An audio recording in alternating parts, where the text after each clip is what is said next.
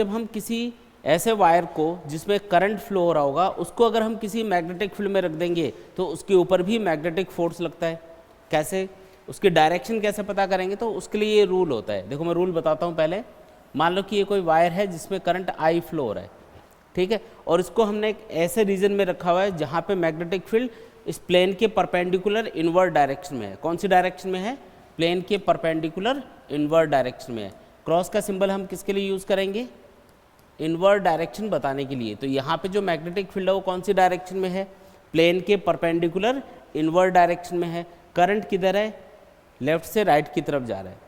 तो हमको ये पता करना है कि इस वायर के ऊपर कौन सी डायरेक्शन में मैग्नेटिक फोर्स लगेगा, ठीक है, ये हमको पता करना है। कैसे पता करोगे? तो फ्लेमिंग लेफ्ट हैंड रूल ये कहता है कि लेफ्ट हैंड की फर्स्ट फिंगर को, अगर फर्स्ट फिंगर, मिडिल फिंगर और थंब, अगर इन तीनों को म्यूचुअली परपेंडिकुलर रखा जाए। कैसे रखा जाए? तीनों को म्यूचुअली परपेंडिकुलर, मतलब तीनों एक दूसरे के क्या हो? परपेंडिकुलर हो। फ्लेमिंग लेफ्ट हैंड रूल के अकॉर्डिंग अगर हम फर्स्ट फिंगर, मिडिल फिंगर और थंब इन तीनों को आपस में परपेंडिकुलर रखें और फर्स्ट फिंगर को मैग्नेटिक फील्ड की डायरेक्शन में पॉइंट करें और मिडिल फिंगर को करंट की डायरेक्शन में लेके जाएं, तो जो थंब होगा वो उस वायर के ऊपर जिसमें करंट फ्लो हो रहा होगा उसके ऊपर लगने वाले फोर्स की डायरेक्शन को बताएगा, ठीक है। फ्लेमिंग लेफ्ट हैंड रूल क्या बोल रहा है? फर्स्ट फिंगर को मैग्नेटिक फील्ड की डायरेक्शन में पॉइंट करो, मिडिल फिंगर को करंट की डायरेक्शन में रखो, तो थंब आपको किसकी डायरेक्शन बताएगा? मैग्नेटिक फोर्स की डायरेक्शन बताएगा। फॉर एग्जांपल यहाँ पे देखो, मैग्नेटिक फील्ड किधर है? इनवर्ड डायरेक्शन में है। करंट किधर है? इधर है। तो फर्स्ट फिंगर को आपको किधर पॉइंट करना है?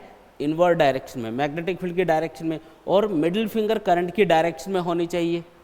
मिडिल फिंगर किधर होनी चाहिए? करंट की डायरेक्शन। इसमें हाथ को घुमा के ही सेट करना है। देखो अगर आप ऐसा कर लोगे तो फर्स्ट फिंगर तो इनवर्ड रहेगी लेकिन मिडिल फिंगर डाउनवर्ड होगी। उस कंडीशन में ये करंट की डायरेक्शन में नहीं है। तो आपको हाथ को इस तरीके से घुमाना है कि मिडिल फिंगर तो आ जाए करंट की डायरेक्शन में और फर्स्ट फिंगर आ जाए मैग्नेटिक फील्ड की डायरेक्शन में। तो थंब आपको किसकी डायरेक्शन बताएगा? मैग्नेटिक फोर्स की डायरेक्शन बताएगा। थंब किधर पॉइंट कर रहा है बताओ? ऊपर की तरफ। यानी कि इस वायर के ऊपर जो मैग्नेटिक फोर्स लगेगा कौन सी डायरेक्शन में लगेगा? बोलो, अपवर्ड डायरेक्शन में लगेगा। तो ये फ्लेमिंग लेफ्ट हैंड रूल के अकॉर्डिंग हमने फोर्स की डायरेक्शन पता की है। आया क्या समझ में? ठीक है, तो ये रूल हम आगे यूज़ करेंगे कैलकुलेशंस वगैरह में, इसको अच्छे से याद कर लेना। आगे बढ़ते हैं। इसके बाद में है फिर magnetic force on A current carrying conductor. अब हमको ये कैलकुलेट करना है कि अगर कोई भी कंडक्टर हो, कोई भी वायर हो जिसमें करंट फ्लो हो रहा हो, अगर आप उसको मैग्नेटिक फील्ड में रखोगे तो उस पर कितना मैग्नेटिक फोर्स लगेगा। पिछले टॉपिक में हमने ये पढ़ा था कि अगर कोई भी चार्ज पार्टिकल मैग्नेटिक फील्ड में मूव करेगा तो उसके ऊपर मैग्नेटिक फोर्स लगेगा। उस फोर्स का फॉर्मूला क्या होता है? F = QVB sin theta. उसी तरीके से अगर कोई भी करंट कैरिंग वायर, एक ऐसा वायर जिसमें करंट फ्लो हो रहा होगा, उसको अगर आप मैग्नेटिक फील्ड में रखोगे तो उसके ऊपर भी क्या लगेगा? मैग्नेटिक फोर्स लगेगा। अब वो मैग्नेटिक फोर्स कितना होगा और कौन सी डायरेक्शन में होगा वही हमको इस टॉपिक में कैलकुलेट करके बताना है। टारगेट समझ में आ गया? तो सबसे पहले हम क्या करते हैं, हम एक कंडक्टर एज्यूम कर लेते हैं। मान लो कि ये एक्स एक्सिस है, ये वाई एक्सिस है और ये क्या है? जेड एक्सिस, ठीक है। ये वाला जो रीजन है, इस रीजन के अंदर जो मैग्नेटिक फील्ड है वो सपोज करो एक्स एक्सिस के अलोंग है। यहाँ पे जो मैग्नेटिक फील्ड है वो कौन सी डायरेक्शन में हमने कंसिडर कर लिया? एक्स एक्सिस के अलोंग। यहाँ पे इस रीजन के अंदर जो मैग्नेटिक फील्ड है वो एक्स डायरेक्शन में है। हमने वायर को यहाँ पे कैसे रखा हुआ है? तो वायर को हमने जेड एक्सिस के अलोंग रखा हुआ है। कौन सी एक्सिस के अलोंग रखा हुआ है? जेड एक्सिस के अलोंग। कौन सी है जेड एक्सिस? ये वाली लाइन, इसके अलोंग रखा हुआ है। तो हम एज्यूम कर लेते हैं कि ये हमारे पास में एक वायर है और इसको हमने कौन सी एक्सिस के अलोंग रखा हुआ है? जेड एक्सिस के अलोंग रखा हुआ है। ये देखो, ये हमने एक वायर एज्यूम कर लिया। वायर की जो थिकनेस है यानी इसका जो क्रॉस सेक्शनल एरिया है वो है सपोज करो A, और इसकी जो लेंथ है वो है L। तो ये कोई L लेंथ का वायर हमने एज्यूम किया हुआ है और ये कौन सी एक्सिस के अलोंग रखा हुआ है? जेड एक्सिस के अलोंग रखा हुआ है। वैसे प्रैक्टिकली जेड एक्सिस किधर होगी? बोर्ड के परपेंडिकुलर होगी, है ना। एक्स एक्सिस, वाई एक्सिस और जेड एक्सिस किधर होती है? आउटवर्ड होती है। तो ये वायर ऐसे रखा हुआ है। तो आप डायग्राम में तो उसको ऐसे इमेजिन करना, है ना। डायग्राम तो बोर्ड पे ऐसे ही बनेगा, बाकी एक्चुअल में ये वायर ऐसे रखा हुआ है, ठीक है। अच्छा, इस वायर में कुछ करंट भी फ्लो हो रहा है, सपोज करो करंट की डायरेक्शन हम एज्यूम कर रहे हैं यहाँ पे जेड एक्सिस के अलोंग। यहाँ पे मैंने मान लिया कि जेड एक्सिस के अलोंग इसके अंदर करंट फ्लो हो रहा होगा। अगर इसके अंदर जेड एक्सिस के अलोंग हमने करंट एज्यूम किया है तो बताओ इस वायर के अंदर जो इलेक्ट्रॉन्स हैं वो कौन सी डायरेक्शन में मूव कर रहे होंगे जिससे ये करंट प्रोड्यूस हो रहा होगा। करंट की डायरेक्शन क्या मानी जाती है हमेशा, नेगेटिव चार्ज के मोशन के अपोजिट डायरेक्शन में। तो जिस डायरेक्शन में इलेक्ट्रॉन चलते हैं हमेशा करंट उसके अपोजिट डायरेक्शन में होता है, ये बात हमको पता है। तो यहाँ पे अगर करंट जेड एक्सिस के अलोंग है, करंट कौन सी डायरेक्शन में है, जेड एक्सिस के अलोंग, तो इलेक्ट्रॉन किधर जा रहे होंगे, माइनस जेड एक्सिस के अलोंग, है ना, इधर माइनस जेड एक्सिस होगी।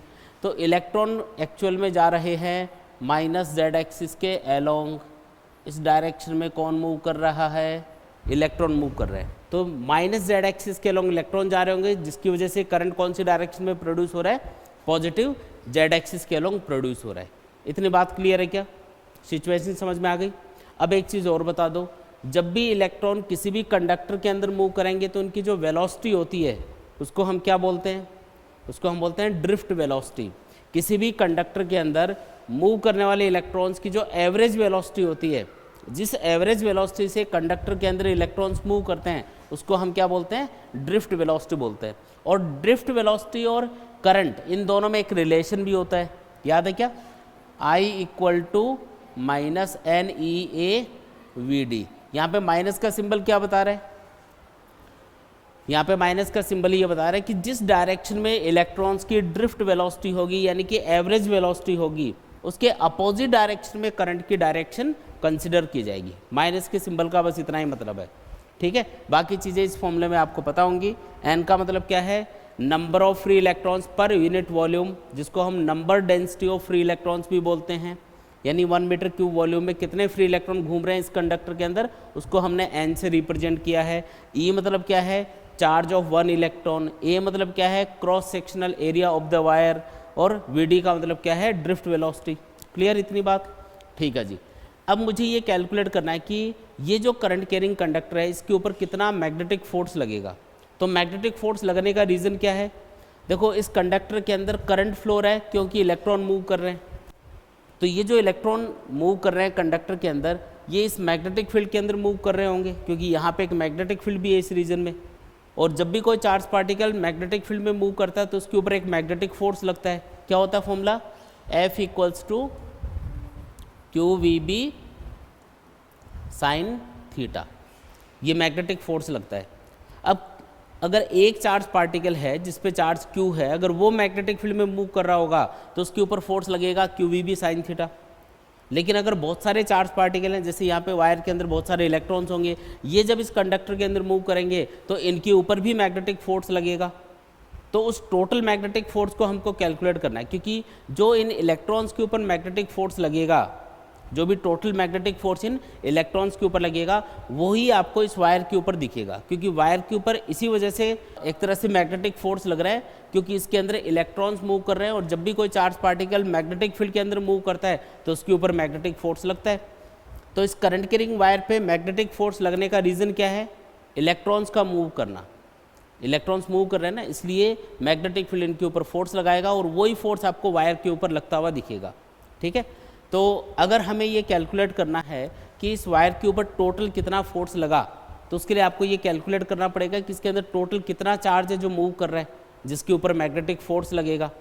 और इस Q की वैल्यू को, उस टोटल चार्ज की वैल्यू को जब यहाँ पे आप पुट कर दोगे फॉर्मूले में, और इन इलेक्ट्रॉन्स की जो वेलोसिटी है जिसको हम ड्रिफ्ट वेलोसिटी बोलते हैं, उसकी वैल्यू आप पुट कर दोगे V की जगह, तो अपने पास क्या आ जाएगा, मैग्नेटिक फोर्स आ जाएगा जो इस वायर के ऊपर लगेगा, ठीक है। तो ये अपना तरीका रहेगा कैलकुलेशन का। तो Q कैलकुलेट करना अब अपना टारगेट है कि टोटल चार्ज कितना है इस वायर के अंदर जिसके ऊपर मैग्नेटिक फोर्स लगेगा।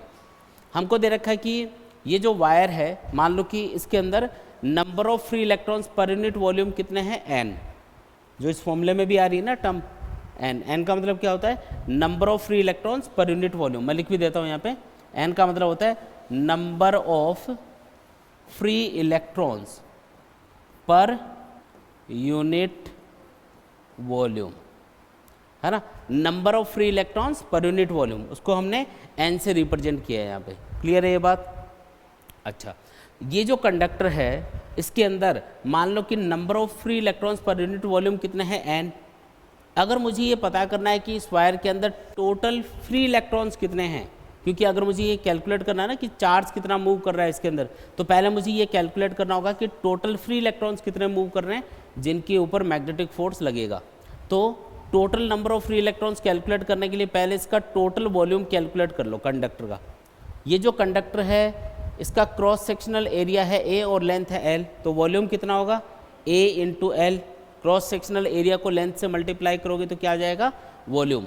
तो यहाँ पे लिख देते हैं इसको, total volume of the conductor कितना है, बोलो a इंटू एल के बराबर है। और अगर मैं आपको पूछूँ बताओ कि इसके अंदर टोटल फ्री इलेक्ट्रॉन्स कितने हैं, टोटल फ्री इलेक्ट्रॉन्स कितने हैं, तो वो कैसे कैलकुलेट करोगे, तो टोटल वॉल्यूम को number of free electrons per unit volume से मल्टीप्लाई कर दो। भाई number of free electrons per unit volume का मतलब है 1 मीटर क्यूब वॉल्यूम में कितने फ्री इलेक्ट्रॉन इस कंडक्टर के अंदर घूम रहे हैं। अगर मुझे इतने वॉल्यूम में टोटल फ्री इलेक्ट्रॉन कैलकुलेट करना है तो मैं n से इसको मल्टीप्लाई कर दूंगा इस वॉल्यूम को। जैसे मुझे 1 मीटर क्यूब वॉल्यूम में इसने बोला कि 1 मीटर क्यूब वॉल्यूम में 50 फ्री इलेक्ट्रॉन घूम रहे हैं। अब मुझे कैलकुलेट करना है कि 5 मीटर क्यूब वॉल्यूम में फ्री इलेक्ट्रॉन्स कितने होंगे, तो क्या करोगे 5 को मल्टीप्लाई कर दोगे 50 से, तो कितने आ जाएंगे 250 फ्री इलेक्ट्रॉन्स। उसी तरीके से जब आपने इस कंडक्टर का टोटल वॉल्यूम कैलकुलेट कर लिया तो इस वॉल्यूम को मल्टीप्लाई कर दो n से, तो इससे क्या आ जाएगा अपने पास total number of free electrons आ जाएंगे। और इन पे टोटल चार्ज कितना होगा वो भी आप इजीली बता सकते हो। टोटल चार्ज कितना होगा बोलो, उसको मैं Q से रिप्रेजेंट कर देता हूँ। टोटल चार्ज होगा बोलो 1 इलेक्ट्रॉन पे चार्ज कितना -e, तो इतने इलेक्ट्रॉन्स पे चार्ज कितना -NaL इंटू ई। आया समझ में? तो ये आ गया टोटल चार्ज। अब आपको ये पता करना है कि टोटल फोर्स कितना लगेगा इसके ऊपर, तो ये फॉर्मूला चिपका दो अब सीधा, F इक्वल्स टू Q की जगह क्या पुट करना है -NaL इंटू ई, और V की जगह क्या लिखना है, इलेक्ट्रॉन्स की वेलोसिटी क्या है Vd, यानी ड्रिफ्ट वेलोसिटी के बराबर है। यहाँ पे सारे के सारे जो इलेक्ट्रॉन्स है ना वो एवरेज वेलोसिटी Vd से मूव कर रहे हैं। क्या, कौन सी वेलोसिटी से मूव कर रहे हैं, एवरेज वेलोसिटी Vd से मूव कर रहे हैं। सबकी वेलोसिटी Vd के बराबर है, तो Vd आ गया यहाँ पे, n2 आ जाएगा B into sine theta. Theta कितना लेना है, तो वैसे तो यहाँ थीटा 90 डिग्री है, इलेक्ट्रॉन्स की वेलोसिटी -z एक्सिस के अलोंग है, मैग्नेटिक फील्ड x एक्सिस के अलोंग है, तो एंगल कितना हुआ इनके बीच में 90 डिग्री हुआ। लेकिन कोई ज़रूरी नहीं है कि वायर मैग्नेटिक फील्ड के परपेंडिकुलर रखा हो। मान लो कि ये वायर मैग्नेटिक फील्ड की डायरेक्शन से थीटा एंगल पे रखा है, तो उस कंडीशन में फॉर्मूला क्या बनेगा, तो उसके लिए मैं साइन थीटा को साइन थीटा ही रख लेता हूँ, थीटा की वैल्यू पुट नहीं कर रहा हूँ। थीटा तो कुछ भी हो सकता है ना, वायर टेढ़ा मेढ़ा कैसे भी रखा हो सकता है मैग्नेटिक फील्ड की डायरेक्शन से, इसलिए इसको थीटा ही रखा है हमने। तो बोलो F इक्वल्स टू क्या आ गया, अब आप बताओ -NeAVd, ये सब मिला के क्या बन गए I। हमको पता है ना I इक्वल टू क्या होता है -NeAVd, तो इसकी जगह तो मैं I लिख देता हूँ। बाकी क्या बचा, L बचा, और क्या बचा B, और क्या हो गया यहाँ पे साइन थीटा। तो क्या फॉर्मूला बन गया ILB साइन थीटा। फोर्स का फॉर्मूला क्या बना, F equals to ILB sine theta. तो कोई भी चार्ज पार्टिकल हो उस पर तो मैग्नेटिक फील्ड में फोर्स लगता है QEB साइन थीटा, और कोई भी करंट कैरिंग वायर हो उसके ऊपर मैग्नेटिक फील्ड में फोर्स लगता है ILB sine theta. Vector form में इस फॉर्मूले को लिखोगे तो आपको लिखना होगा F equals to I into, है ना, I into L vector cross B vector. L मतलब लेंथ ऑफ द वायर, ठीक है। अच्छा, यहाँ पे मैंने लेंथ को वेक्टर क्वांटिटी कंसिडर किया है, तो अगर वेक्टर क्वांटिटी कंसिडर किया है तो इसकी डायरेक्शन भी आपको फिर एज्यूम करनी पड़ेगी। तो इसकी डायरेक्शन मानी जाती है हमेशा करंट के अलोंग। जो लेंथ है यहाँ पे उसको मैंने वेक्टर माना है, और इसकी डायरेक्शन हमेशा किधर मानी जाती है, along the direction of current. जैसे इस डायग्राम के अंदर बताओ इस वायर की जो लेंथ होगी वो कौन सी डायरेक्शन में मानी जाएगी, जेड एक्सिस के अलोंग। कौन सी डायरेक्शन में करंट है यहाँ पे, जेड एक्सिस के अलोंग है, तो आपको जिस डायरेक्शन में करंट है उसी डायरेक्शन में आपको लेंथ की डायरेक्शन कंसिडर करनी है। इससे क्या फ़ायदा होगा डायरेक्शन कंसिडर करने से, आप फोर्स की डायरेक्शन पता कर पाओगे, क्योंकि एल क्रॉस बी की जो डायरेक्शन आएगी वही आपको फोर्स की डायरेक्शन कंसिडर करनी है। तो एल की डायरेक्शन किधर लोगे, along the direction of current, ठीक है ना। तो जैसे यहाँ पे मैं आपको चेक करके बताता हूँ कि कौन सी डायरेक्शन में इस वायर के ऊपर मैग्नेटिक फोर्स लगेगा। वायर में करंट आउटवर्ड आ रहा है, जेड एक्सिस के अलोंग मतलब आउटवर्ड। तो ये मान लो वायर ऐसे रखा हुआ है, इसमें करंट आउटवर्ड आ रहा है, मैग्नेटिक फील्ड इधर है, करंट आउटवर्ड है, तो एल की डायरेक्शन तो करंट के अलोंग एज्यूम करनी है, तो आउटवर्ड मानी जाएगी। तो एल इधर है और बी इधर है, तो एल क्रॉस बी करोगे तो थंब ऊपर जाएगा, समझ रहे हो, एल क्रॉस बी से थंब ऊपर जाएगा। इसका मतलब इस वायर के ऊपर जो मैग्नेटिक फोर्स लगेगा उसकी डायरेक्शन क्या होगी, इस वायर के ऊपर जो मैग्नेटिक फोर्स लगेगा उसकी डायरेक्शन क्या मानी जाएगी, अपवर्ड डायरेक्शन में कंसिडर की जाएगी। कौन सी डायरेक्शन में कंसिडर की जाएगी बोलो, अपवर्ड डायरेक्शन में मैग्नेटिक फोर्स की डायरेक्शन कंसिडर की जाएगी। आप चाहो तो इसके लिए फ्लेमिंग लेफ्ट हैंड रूल भी लगा सकते हो। फ्लेमिंग लेफ्ट हैंड रूल क्या बोलता है, फर्स्ट फिंगर को मैग्नेटिक फील्ड की डायरेक्शन में पॉइंट कर लो, मिडिल फिंगर को करंट की डायरेक्शन में पॉइंट करो, तो थंब आपको मैग्नेटिक फोर्स की डायरेक्शन बताएगा। तो यहाँ पे मैग्नेटिक फील्ड किधर है, एक्स एक्सिस के अलोंग है, तो फर्स्ट फिंगर को इधर कर लिया। करंट किधर है, जेड एक्सिस के अलोंग मतलब आउटवर्ड, तो मिडिल फिंगर को आउटवर्ड डायरेक्शन में कर लिया, तो थंब देखो किधर पॉइंट कर रहा है, ऊपर की तरफ, तो मतलब फोर्स किधर लगेगा, ऊपर की तरफ लगेगा। दो तरीके से आप पता कर सकते हो डायरेक्शन, एक तो ये तो तरीका है ही अपने पास में, एल क्रॉस बी से आप फोर्स की डायरेक्शन पता कर सकते हो, और दूसरा तरीका क्या बताया आपको, फ्लेमिंग लेफ्ट हैंड रूल से आप पता कर सकते हो। दोनों से आप पता कर सकते हो डायरेक्शन, जो आपको ईजी लगे उससे आप कैलकुलेशन कर लेना। आया समझ में।